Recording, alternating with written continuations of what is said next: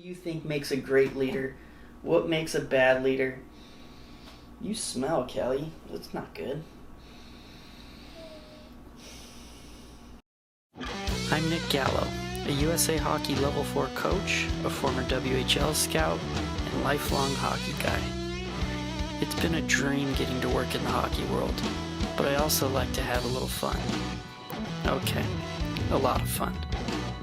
Welcome to Holding Court.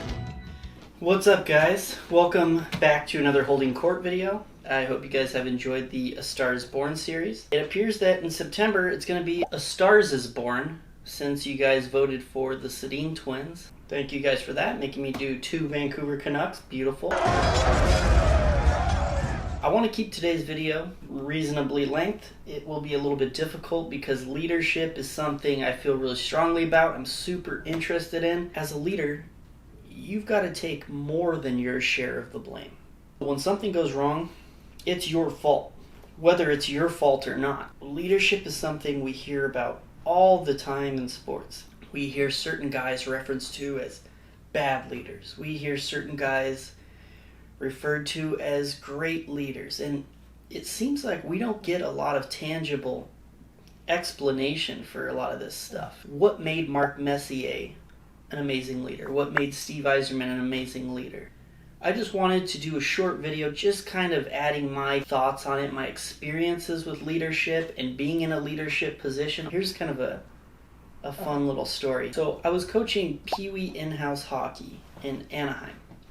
So for those who don't know, in-house hockey, you get a lot of kids who are brand new to hockey. A lot of times they're still working on their fundamentals. They're skating and they're just out there playing games and just basically out there to have fun. So I had one player on this Pee Wee team. He was a decent player, wasn't a stud and wasn't a super beginner. But I remember this one game we played. This kid's going up and down the bench, tapping his teammates on the shin pads, encouraging them, pumping them up for the game. You know, as the game goes on, a lot of the beginner kids kind of come off the ice. You know, many times they're kind of discouraged. They kind of did something they weren't very happy with, and they kind of hang their head. This kid's getting in their face and encouraging them. Don't worry about it. You're fine. You're doing great out there. Yeah, just the whole game, this kid's doing that. And I'm just kind of watching him like, I didn't tell him to do that, you know? I didn't tell him to do that. I wonder where he's seeing this. Is he watching the NHL, maybe seeing the older guys in leadership roles doing this kind of thing?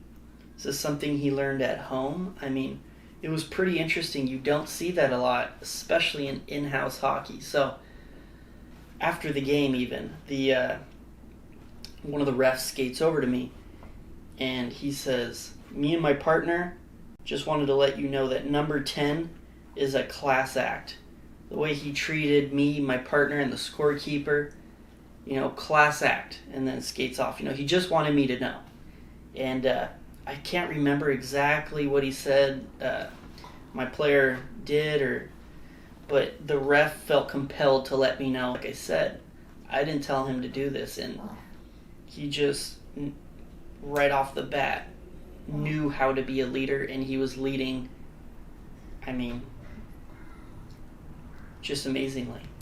What makes a great leader? It's not one thing. You cannot boil it down to one trait or characteristic.